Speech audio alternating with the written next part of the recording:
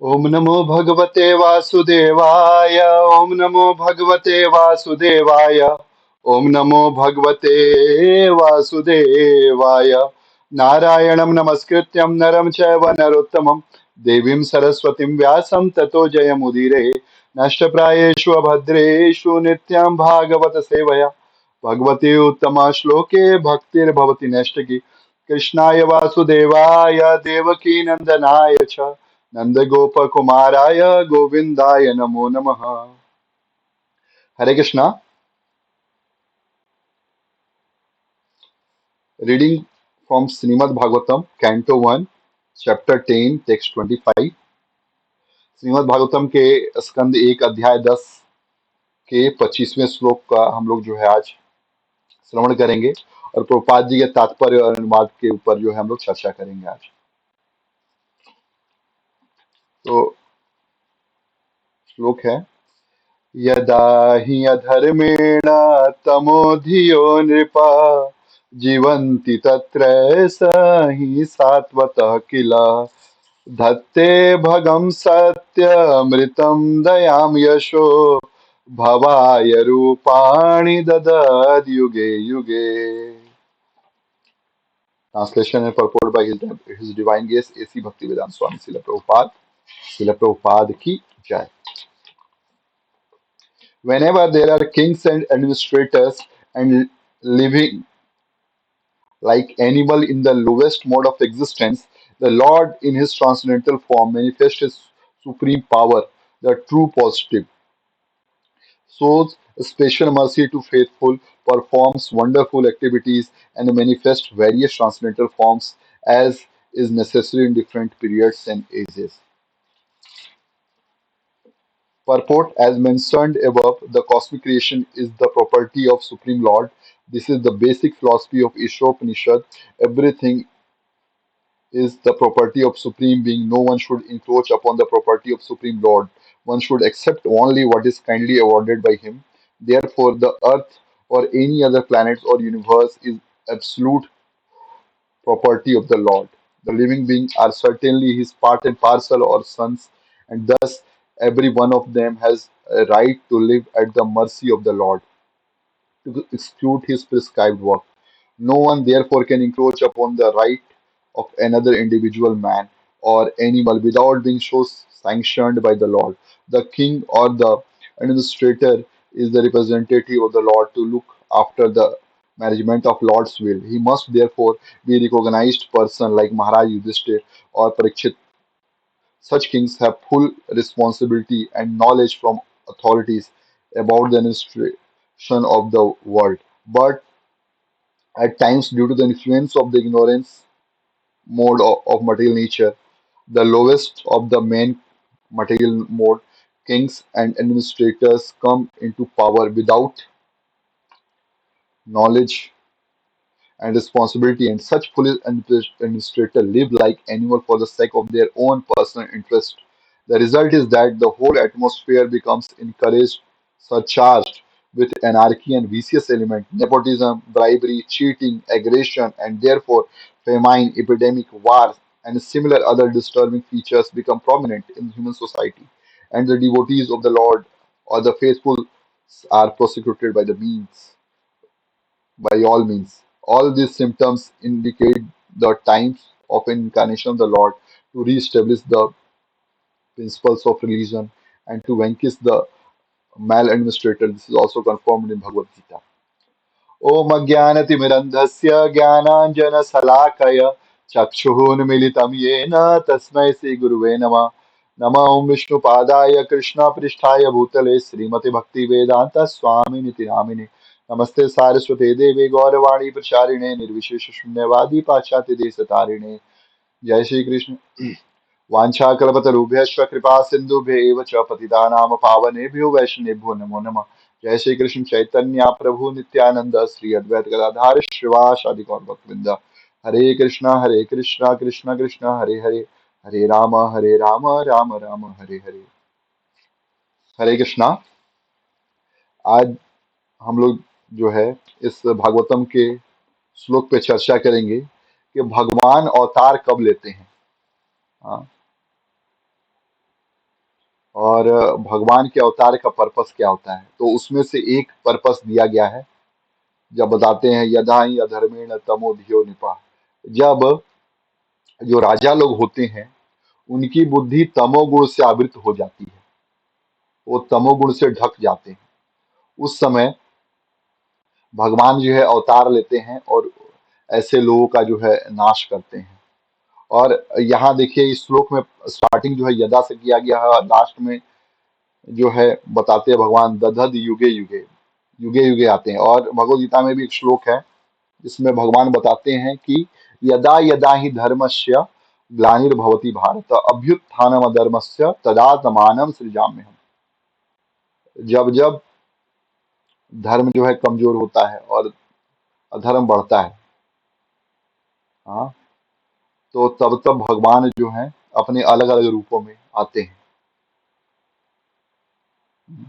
ये बताते हैं प्रभुपाद जी यहाँ पे कि भगवान वास्तविकता में उनके आने का कारण ये है कि ये पूरा जो भी संसार है भगवान की प्रॉपर्टी है। ये कोई जीव अपने आप को बोल सकता है कि मैं सबसे ज्यादा अमीर हूँ, नंबर वन हो सकता है, इलॉन मस्क हो चाहे और कोई हो, लेकिन कोई ये क्लेम नहीं कर सकता कि संसार का पूरा जो मनी है वो मेरा अकेले का है। कोई देश नहीं बोल सकता कि पूरा मनी जो है मेरा अकेले का है, पूरा धरती जो है मेरी है।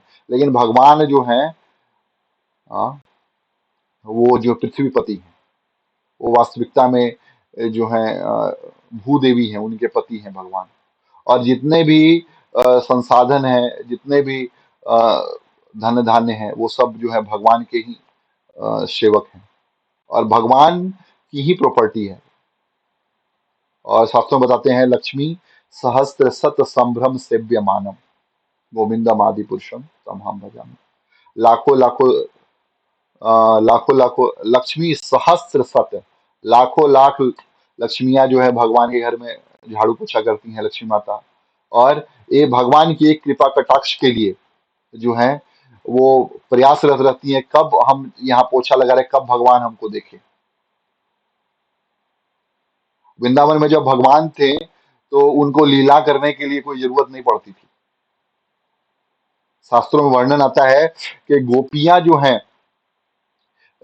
एक एक लाखों लाख लक्ष्मियां हैं उनसे ज्यादा खूबसूरत थी एक एक गोपी। और भगवान जब रास्ते में चलते थे, जब सवेरे बांसुरी बजाते हुए, हाँ, वृंदावन्यम श्रपद नम्रम प्रविशद गीत कीर्ति, गीत गाते हुए अपने फ्लूट पे, रंध्रान वेणु अधर सुधिया, अपने रंध्रों के ये जो छेद थे रंध्र उसमें वेणु में, रंध्रान वेणु अधर सुधिया, अपने अधर के सुधा से उसको भर देते थे। हाँ, अपूर्यन, और उसको भर देते थे और गोपवृंदों के साथ जाते थे जंगल में। और उस समय गोपियां जो है अपने घर में कभी खड़े होकर के कोई दूध दुह रहा है, कोई जो है छाटी काट रहा है, छाटी मतलब गाय के लिए घास काटते हैं, घास काट रहा है। हाँ, कोई गोपियां आपस में दो चार लोग बात किए जा रही हैं। हाँ, और इस तरीके से गोपियां जो है देखती थी भगवान को। और एक कृपा कटाक्ष के लिए भगवान की जो है आयत रहती थी, और भगवान जो है सब पे कृपा कर रहे हैं, बांसुरी बजा रहे हैं, सबको देखे जा रहे हैं, मुस्कुरा रहे हैं अपने चितवन से, कभी तिरछी भौं से देख रहे हैं, कभी जो है मन ही मन ये कर रहे हैं, अपने भ्रिकुटियों को टेढ़ा करके उनको इशारे कर रहे हैं कि मैं वापस लौट के आऊंगा शाम के समय। और भगवान ये लीलाएं जब करते, इतने मधुर लीलाएं करते हैं, तो गोपियों का चितवन जो है उनके तरफ जाता, आकृष्ट होता है।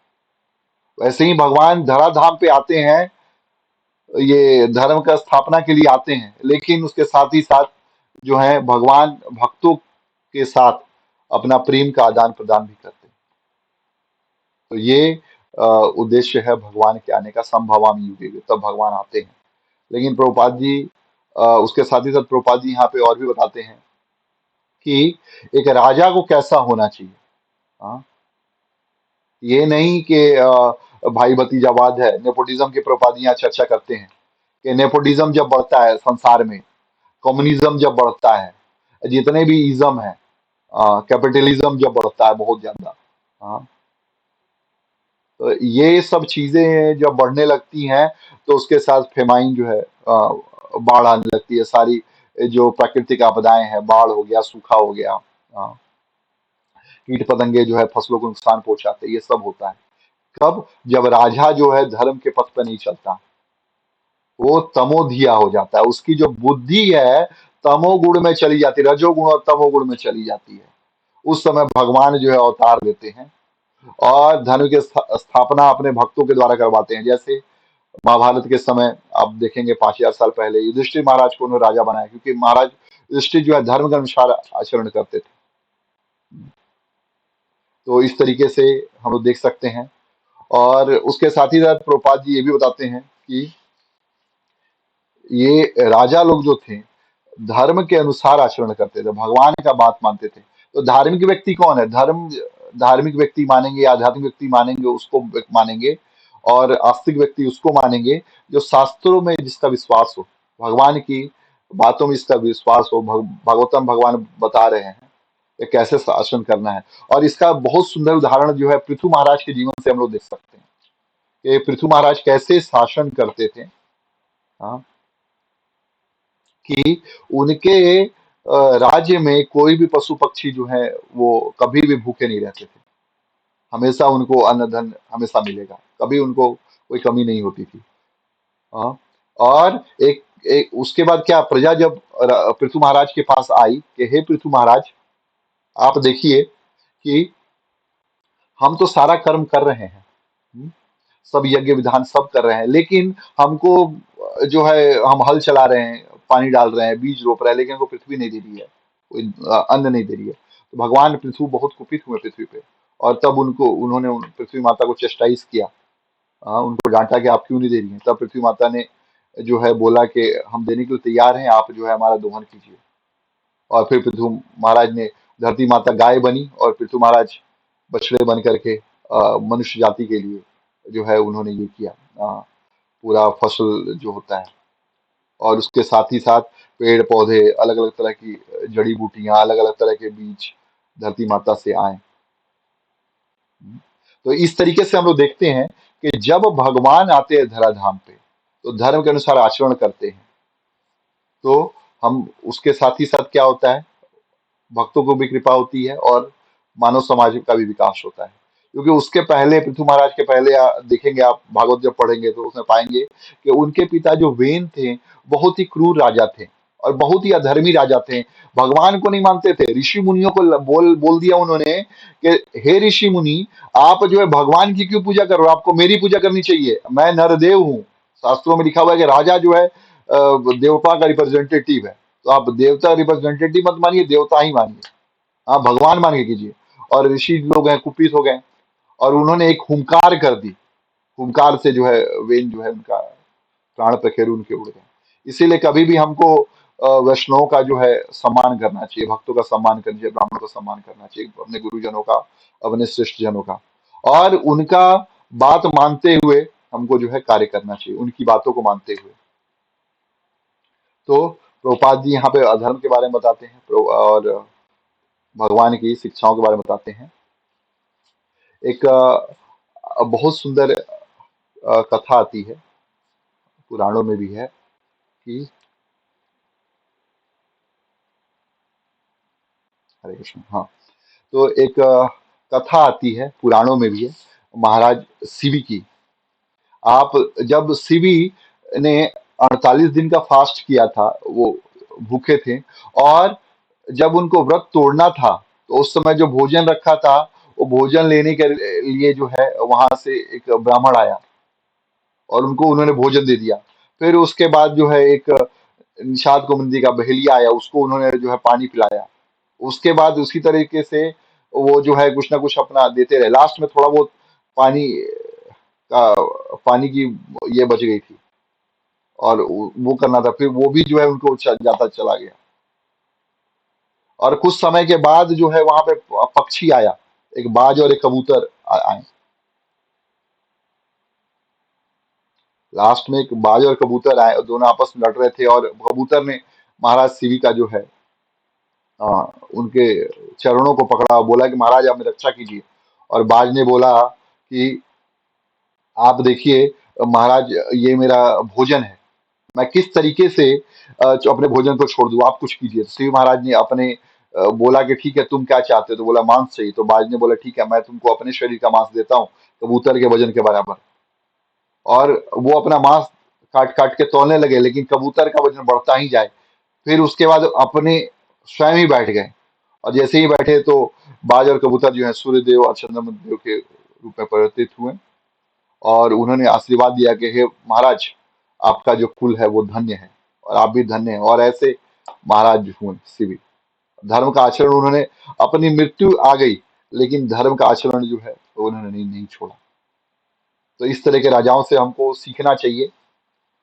लेकिन आजकल के राजा लोग जो हैं, जनता का पैसा ही लूट करके, आप देखोगे कि जो देश है श्रीलंका, उसकी इकोनॉमी जो है पूरी तरह बर्बाद हो रही है। क्यों? क्योंकि वहां के राजा महाराजा लोग जो थे, या आप बोले प्रेसिडेंट थे और प्राइम मिनिस्टर हैं, वो लोग क्या कर रहे हैं कि पैसा जनता का लूट रहे हैं और ले जाकर के उसको फॉरेन में डाल रहे हैं।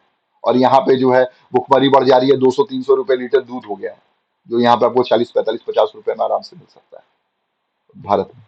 और इस तरीके से हम लोग कितना भी सहायता कर ले, कितना भी ये कर ले लेंगे, फिर भी जो है वो कम नहीं होने वाला है।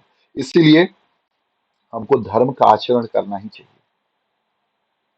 और अब ये देखते हैं, इसके साथ ही साथ भगवान ने यहाँ बताया है कि अधर्म बढ़ता है तो आते हैं भगवान। लेकिन भगवान चैतन्य महाप्रभु जो आए हैं धरा आज से 500 साल पहले, वो करुणा के कारण आए हैं। हम्म? सब अवतार, अवतार सार गौरा अवतार, केनो न भजली तार, करी निरेवास, गेला न प्यास, आपन करम फल। तो इस तरीके बताते हैं शास्त्रों में, भक्ति में ठाकुर भजन गाते हैं कि चैतन्य महाप्रभु तो अवतार लेकर के आए हैं। किस लिए आए हैं? ताकि पतितों को जो है उद्धार कर सके। हाँ। और उसके साथ ही साथ जो है राधा रानी का भाव जो है मन में, भक्तों का भाव क्या होता है भगवान के लिए, उसका स्वादन करने के लिए आए हैं। भागवतम में आप 10वें स्कंद के 32वें अध्याय में 22वां सबसे लास्ट श्लोक है, उसमें भगवान बताते हैं कि ना पारे हम निर्वध्य आयुषाम, अगर मैं आपका ऋण जो है हे गोपियों नहीं चुका सकता। क्यों? क्योंकि आपने जो किया है वो जो है मैं अपने आप को उसका ऋणी समझता हूँ। क्योंकि आपने जो है तेजी कुला लाज भजो ब्रजराज, आपने कुल का, अपने लाज का, अपने अपने इज्जत मान प्रतिष्ठा सबका त्याग करके मेरा पूजा किया है। इसीलिए मैं, ब्रह्मा जी का आयु भी मुझको प्राप्त हो जाए और मैं आपकी सेवा करूं, फिर भी मैं आपका नहीं कर सकता हूं। तो आपको क्या करना चाहिए? आप अपनी भक्ति से सेटिस्फाइड रहो। और भगवान कृष्ण के मन में ये था। क्यों? क्योंकि भगवान कृष्ण जब आते हैं तो उन्होंने क्या किया कि पूतना जो उनको विष देने आई थी, उनको मारने आई थी, तो उसको उन्होंने क्या किया कि उसका जो है विष लेकर के उसको जो है भगवत धाम भेज दिया। हाँ, अपनी माँ का पदवी दे दिया। जो मारने आई है स्त्री, उसको माँ का पदवी दे दिया। तो सारे संसार में जो है ऋषि मुनि आश्चर्यचकित हो गए कि अपनी माँ जो सबसे प्रेम की वस्तु होती है, सबसे ज्यादा प्रेम करने वाली होती है माँ, उनका पद आपने उसको दे दिया जो आपको मारने आया है। तो भक्तों की क्या गति होगी? तो भगवान अपने आप को ऋणी महसूस करते हैं कि हम ऋण नहीं चुका पाएंगे। क्योंकि ऋण वो थोड़ा सा कोई उनके लिए करे, नेगेटिव करे, वो इतना पॉजिटिव कर देते हैं, अल्टीमेट दे देते हैं कि उसके बाद कुछ बचता ही नहीं। तो गोपियों ने तो अपना सब कुछ सर्वस्व समर्पण कर दिया था। और इसीलिए चैतन्य महाप्रभु भगवान जो है आते हैं किस भाव में? राधा रानी के भाव में। महाप्रभु श्री चैतन्य राधा कृष्ण नहीं अन्य, और ब्रज भक्ति का प्रचार करते हैं। और सारे भक्तों को, वो जो रास नृत्य करते थे हरे कृष्ण महामंत्र से, हरे कृष्ण कृष्ण कृष्ण हरे हरे, हरे राम राम राम हरे हरे, हरे कृष्ण महामंत्र को सुना करके, हाँ, उनका हरे कृष्ण महामंत्र को सुना करके जो है जीवों का उद्धार करते हैं, हरे कृष्ण महामंत्र का दान करते हैं। हाँ, और उससे जो है जीव की जो है आसक्ति का नाश होता है, मोह, शोक, मोह और भय तीनों चीजों का नाश हो जाता है, और जीव जो है अपने स्वरूप को जान पाता है। भगवान चैतन्य महाप्रभु बताते हैं कि वास्तविक स्वरूप हमारा क्या है। जीव का स्वरूप है, जीवेर स्वरूप होय कृष्णेर नित्य दास, कृष्णेर तटस्थ शक्ति, भेदा भेद प्रकाश। जीव जो है भगवान कृष्ण का अंश है, भगवान का, और उसका स्वरूप है भगवान की दासत्व, भगवान का सेवा करना ही उसका वास्तविक स्वरूप है, वो किसी भी तरीके से करे। और कृष्ण की वो तटस्थ शक्ति है, भेद भी है उसके अंदर, अभेद भी है। हाँ, जीव जो है जैसे आग, अग्नि और चिंगारी जो निकलती है, अग्नि से चिंगारी, वो क्वालिटी में सेम होते हैं, उनका तत्व तो सेम होता है, लेकिन तन मात्रा जो होती है, मात्रा जो होती है उसकी अलग होती है। अग्नि जो है चिंगारियों का विशाल समूह होता है, लेकिन चिंगारी एकदम छोटी सी स्पार्क होती है, छोटी सी कण होता है उसका।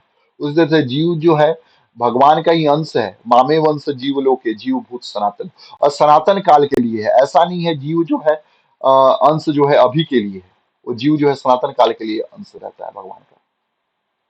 तो इस तरीके से हम लोग देख सकते हैं शास्त्रों में कि भगवान आते हैं और धराधाम पे अपना दिव्य लीलाएं करते हैं। जैसे चैतन्य महाप्रभु जब आए तो 24 वर्ष की लीला उन्होंने जो है नवदीप धाम में की है, और 24 वर्ष की लीला उन्होंने जो है पूरी धाम में किया, और भक्तों के साथ आस्वादन करते रहते हैं, आनंद करते रहते हैं। और भगवान चैतन्य महाप्रभु इतने जो है मैग्नेनिमस है, इतने महावदन्याय है, महाकृपालु है, कि जब भगवान आते हैं भक्त के रूप में, तो उनको कोई बोलता है कि आप ही भक्त हैं, आप ही हैं, तो वो कान मूंद लेते हैं और हरी हरी बोल करके वहां चले जाते हैं ना। और एक बार की बात है कि चैतन्य महाप्रभु पुरी में थे, और वहां पे कुछ भक्त, गौड़िया भक्त बंगाल से उनसे मिलने के लिए गए, और वो गौर हरि बोल करके उनका ये कर रहे थे। जैसे ही चैतन्य महाप्रभु ने सुना गौर हरि बोल रहे हैं, और उनका कीर्तन, उनके नाम का कीर्तन कर रहे हैं, चैतन्य महाप्रभु अ, भाग करके कमरे में दरवाजा बंद कर लिया, और श्रीवास ठाकुर को बुलाया उन्होंने, और श्रीवास को बोला कि श्रीवास, ये तुम्हारे गौड़िया भक्त क्या कर रहे हैं? हाँ, ये मेरा नाम ले रहे हैं, ये पाप है। और श्रीवास ठाकुर ने बोला कि प्रभु मैं क्या बोलूं, आप ये सब आप ही की लीला है, कि आप नहीं इनको बुद्धि दोगे तभी तो कर पा रही है। तो बोले, चंद्र महाप्रभु बोले कि श्रीवास, मैं सब जानता हूँ, ये तुम्हारा ही किया धरा है, तुमने ही सबको बताया है। हाँ, और ये तुम्हारे जो ये है एक्टिविटीज है, ये छूटी नहीं है। पिछले जन्म में भी तुम नारद जी थे, और हम एक्टिविटीज ऐसे ही करते रहते थे, और इस जन्म में भी तुम यही कर रहे हो। और श्रीवास ठाकुर मुस्कुराए और बोले कि आपके भक्त आपका वेट कर रहे हैं, आप आइए। हाँ, और फिर चैतन्य महाप्रभु बाहर निकले, और सबके साथ उन्हें जोर से खूब देर तक कीर्तन किया। 3-4 6 घंटे कीर्तन करते थे, और बाद में सबको जो है उन्होंने प्रसाद खिलाया। और इस तरह से भगवान कलयुग में जब आते हैं तो अपने धर्म अधर्म का नाश करने के लिए जो है धराधाम पे हरिनाम संकीर्तन नामक शस्त्र को लेकर के आते हैं। सतयुग, द्वापर, त्रेता युग में जब भगवान आते हैं तो चक्र लेकर के कभी आते हैं, कभी धनुष बाण लेकर के आते हैं, कभी भगवान विष्णु अष्टभुज रूप में दर्शन देते हैं, शंख चक्र गदा पद्म, जो है धनुष बाण, करताल, कृपाण, और भाला सब रहता है उनके हाथों में, अष्टभुजा में जब आते हैं भगवान विष्णु। लेकिन भगवान जब चैतन्य महाप्रभु आते हैं तो उनका जो सबसे बड़ा उनका जो आयुध था, सबसे बड़ा जो उनका हथियार था, वो था भगवान की सुंदरता, भगवान के, और भगवान का जब नाम कीर्तन करते थे तो सारे लोग जो है उनके प्रति आकर्षित हो जाते थे। इसीलिए भगवान कृष्ण जो है रक्षा के लिए, नाश करने के लिए आते थे, और जो गलत करे उनका वध करते थे। लेकिन चैतन्य महाप्रभु इस जगह पे जब आए तो सोचा उन्होंने कि अरे हमको सबका वध ही करना पड़ेगा अगर हम सबका धर्म देखेंगे तो। इसलिए उन्होंने हरिनाम संकीर्तन दिया, जिससे जो है हमारे सारे पापों का जो कल्मश है वो खत्म होता है। तो आज की कक्षा को हम लोग जो है यही विश्राम देते हैं श्रीमद् भागवतम जी को। ग्रंथराज श्रीमद् भागवतम की जय, श्रील प्रभुपाद की जय, निताई गौर प्रेमानंदे, हरि हरि बोल, हरे कृष्ण।